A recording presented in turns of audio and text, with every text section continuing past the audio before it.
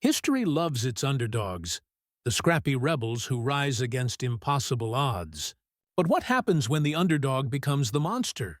What happens when the outcast creates a war machine so terrifying that it reshapes an entire continent? This is the story of Shaka Zulu, a man who transformed from a despised outcast into the architect of military genius that would make European generals wake up in cold sweats.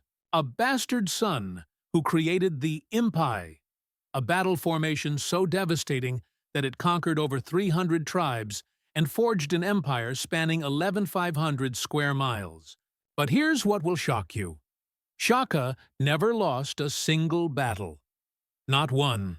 In 15 years of constant warfare, his revolutionary tactics proved utterly unbeatable. But this perfection came at a price that would make Genghis Khan pause. Shaka's military innovations didn't just change warfare. They transformed an entire civilization through methods so brutal that his own people would eventually turn against him. How does an illegitimate child, mocked and exiled, become the creator of tactics that terrified some of the world's most experienced military powers? Picture yourself in early 19th century southern Africa. The landscape stretches endlessly, rolling grasslands punctuated by kopjes, those distinctive flat-topped hills that dot the terrain like ancient watchtowers. Here, hundreds of small tribes live in scattered homesteads, their lives governed by seasonal rains and cattle herds. Warfare exists, but it's ritualistic, more dance than devastation. Warriors throw spears from a distance, engage in brief skirmishes, then retreat. Deaths are minimal. Honor matters more than annihilation. Into this world, a storm is brewing. European colonists press inland from the Cape, bringing guns, horses, and an insatiable hunger for land. Portuguese slave traders prowl the eastern coastline. The old ways are crumbling, and only the most adaptable will survive. What's needed isn't just a new leader. It's a complete revolution in how war itself is waged. That revolution begins with a single moment of humiliation that will echo through history. The year is 1787, and a young boy watches his father's warriors return from another battle. They're laughing, comparing minor scratches, already planning the next ritual confrontation with neighboring tribes. But this boy sees something different. He sees inefficiency. He sees weakness. He sees opportunity. Shaka Zulu is everything his society despises. A bastard child born to Senzangakona, chief of the minor Zulu clan, and Nandi, a woman from the Langeni tribe. His very name is an insult. Shaka refers to an intestinal beetle, a crude reference to his supposedly illegitimate conception. When other boys play with traditional long spears, throwing them from safe distances, young Shaka does something unprecedented. He closes distance. He grapples. He turns every game into close combat. His father's people mock this behavior. A warrior's honor lies in his throwing arm, they say. Only cowards fight up close. But Shaka sees what they cannot. Traditional warfare is theater, not survival. And theater won't save them from what's coming. At 16, following Zulu custom, Shaka is sent to serve in the army of Dingiswayo, chief of the powerful Mthethwa Confederation. Here, under a progressive leader who's already experimenting with military reforms, Shaka finds his laboratory. Dingiswayo recognizes the young man's tactical brilliance and gives him freedom to innovate. Shaka's first revolution seems almost absurdly simple. He shortens the spear. Traditional assegais stretch 6 feet long, designed for throwing from a distance. Shaka creates the iklwa, a short-hafted stabbing spear with a massive blade. The name comes from the sucking sound it makes when pulled from a human body. But changing weapons means changing everything else. You are a traditional Zulu warrior, confident in centuries of proven tactics. You see Shaka's men approaching, and something feels wrong. They're not spreading out for a throwing contest. They're bunched together, shields interlocked, moving like a single organism. You hurl your spear. It clatters harmlessly off their shield wall. Before you can retreat, they're on you. The traditional dance of warfare has become a slaughter. Shaka's innovation goes deeper than weapons. He abandons the ceremonial ox-hide sandals that warriors traditionally wear, creating the first barefoot army in southern Africa. Feel the earth through your feet, he commands. Know every pebble, every slope. The ground is your ally. His warriors develop feet so tough they can march 50 miles a day across thorns and rocky terrain. But the real genius lies in discipline. Traditional armies fight as collections of individual warriors seeking personal glory. Shaka creates regiments, amabuto, bound by age, training, and absolute loyalty. Warriors live together, train together, and are forbidden to marry until they've proven themselves in battle. They become brothers bonded by shared hardship and mutual dependence. The first test comes during a minor border skirmish with the Buthelezi tribe. Traditional wisdom says this should be a brief, formal confrontation with minimal casualties. Instead, Shaka deploys his new tactics. His warriors advance in the impondo zankomo, the horns of the beast. The center engages the enemy directly, while two flanking forces race around to surround them completely.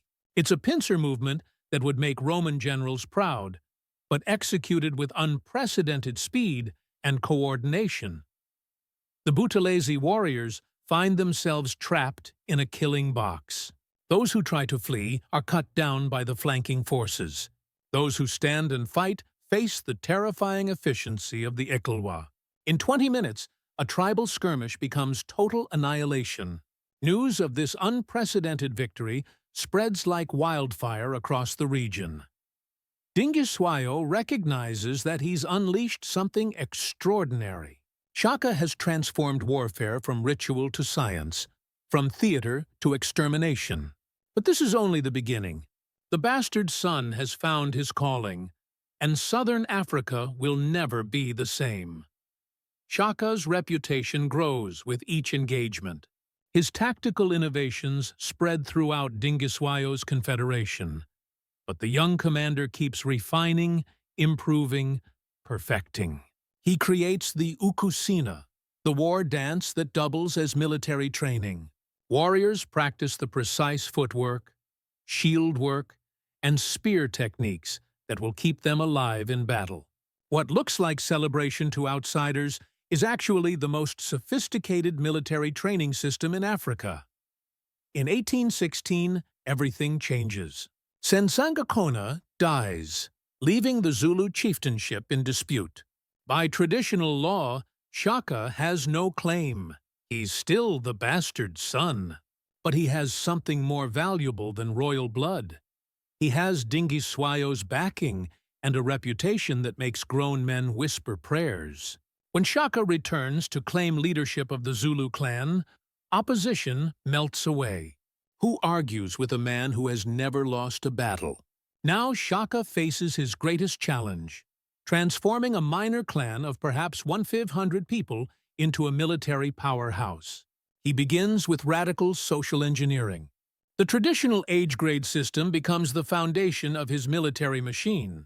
Young men are conscripted into regiments based on their age, creating bonds that supersede clan and family loyalty. They live in military barracks, train constantly, and may not marry until they've washed their spears in enemy blood. But Shaka's true genius lies in psychological warfare. He understands that terror is a weapon more powerful than any spear. His warriors adopt a distinctive war cry, "Ngadla, I have eaten." That can be heard for miles.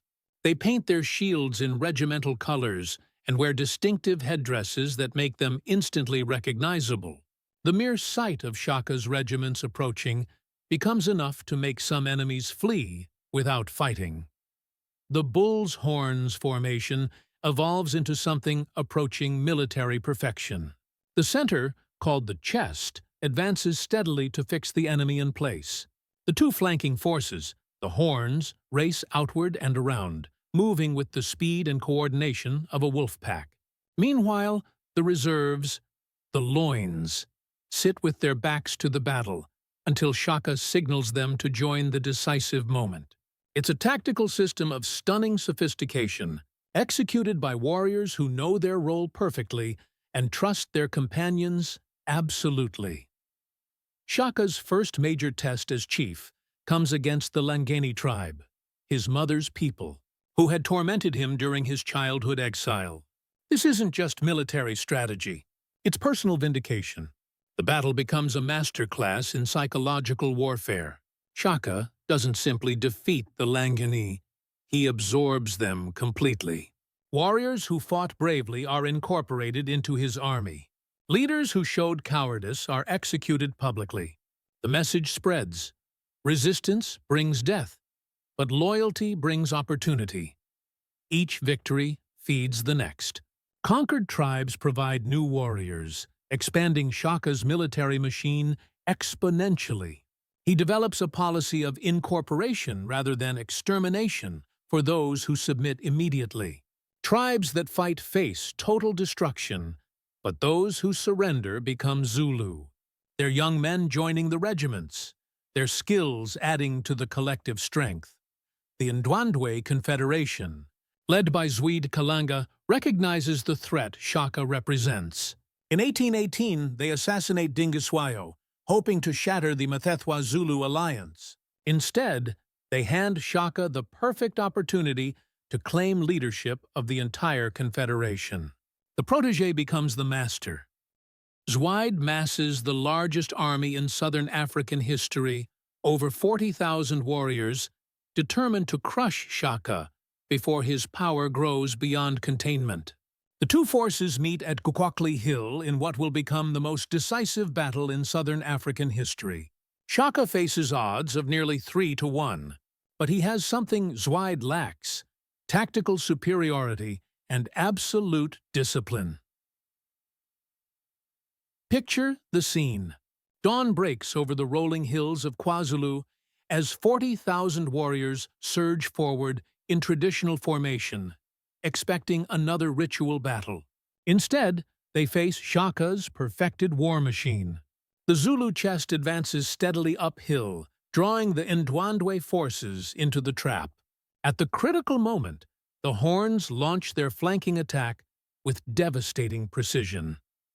But this battle reveals Shaka's darkest innovation: the complete abandonment of traditional mercy. Wounded enemies are finished with spears. Fleeing warriors are hunted down and killed. Zwide's army doesn't just lose, it ceases to exist.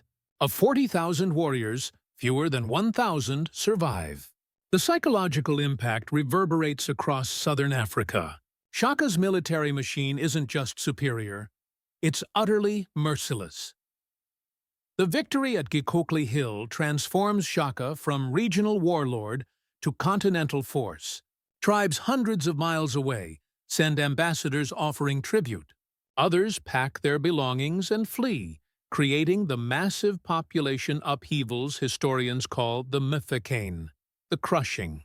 Over the next decade, Shaka's expanding empire will displace over 2 million people, reshaping the demographic map of southern Africa. By 1820, Shaka commands over 50,000 warriors organized in 40 regiments. His territory stretches from the Drakensberg Mountains to the Indian Ocean, covering an area the size of modern Belgium. European traders arriving at Port Natal, modern Durban, find themselves dealing not with scattered tribes but with a unified military empire whose discipline and organization rivals European armies. But success breeds new challenges. Maintaining such a massive military machine requires constant expansion. The regiments need regular campaigns to prevent restlessness. Young warriors demand opportunities to wash their spears and earn the right to marry. Shaka finds himself trapped by his own success. He has created a military system that can only survive through continuous warfare.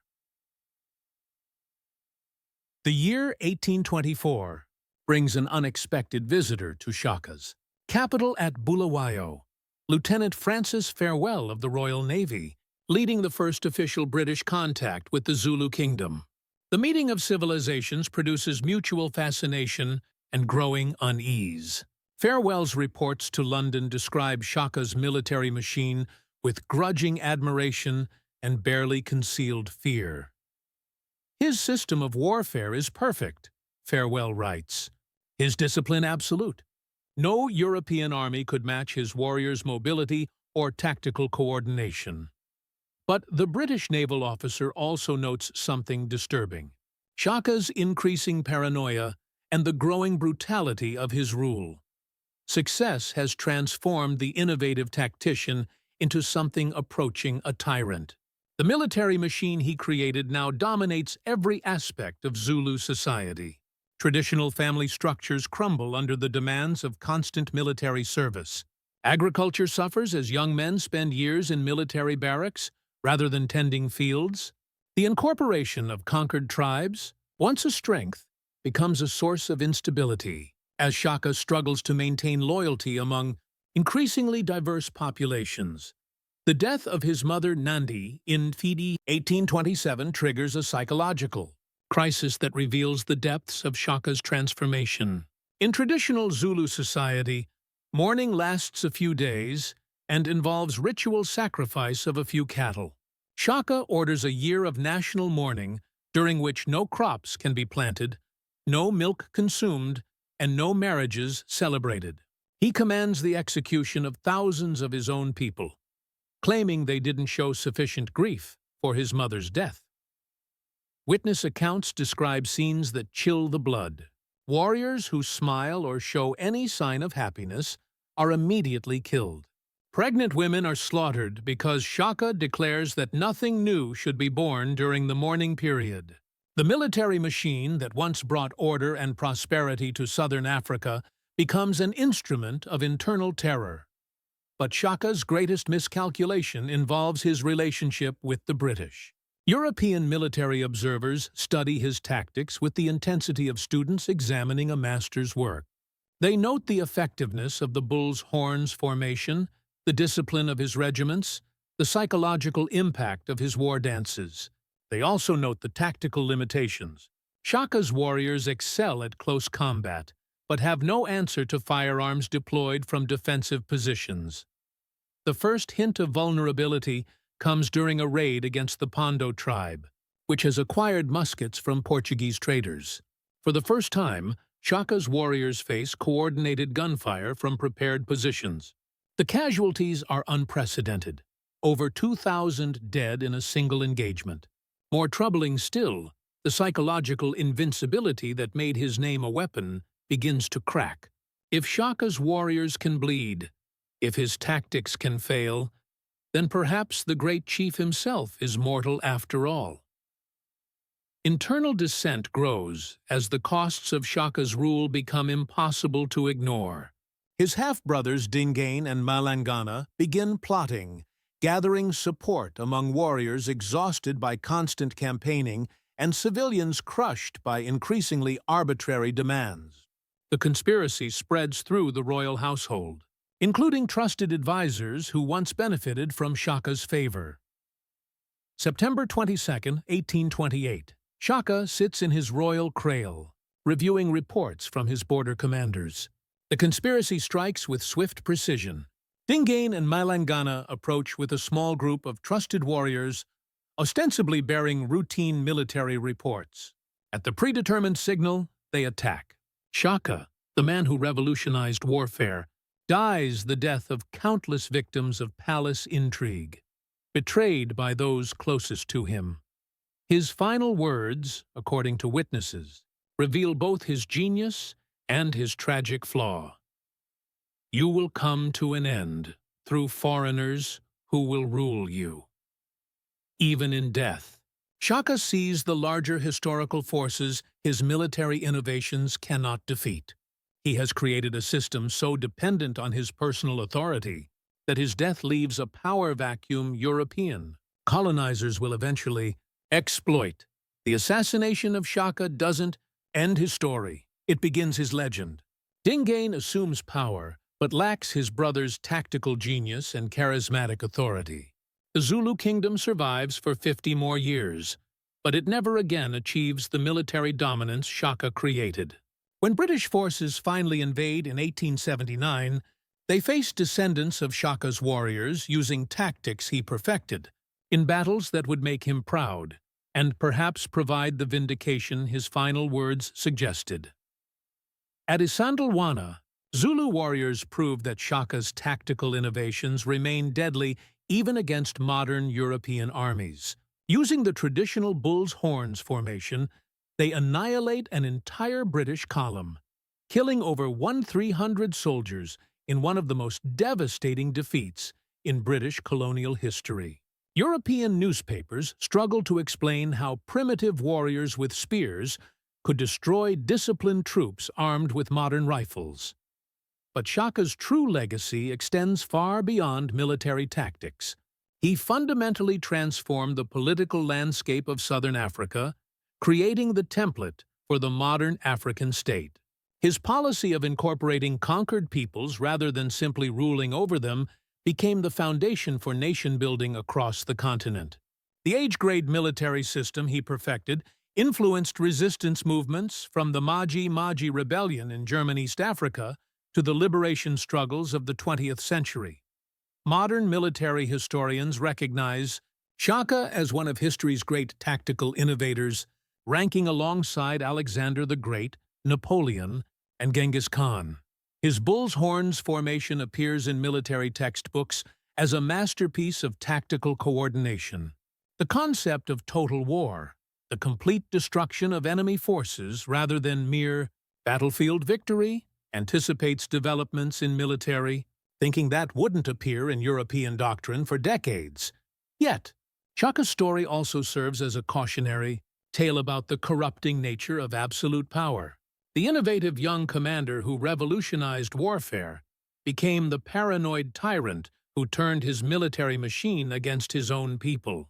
The man who created order through strength ultimately became the source of chaos through unchecked authority. Perhaps most remarkably, Shaka achieved all this in just 15 years of active leadership. From illegitimate outcast to continental conqueror, from tactical innovator to the architect of genocide, his transformation spans barely a decade and a half. It's a reminder of how quickly individual genius can reshape entire civilizations, and how quickly that same genius can become destructive. What would you have done in Shaka's position? Would you have shown mercy to enemies who showed none to others?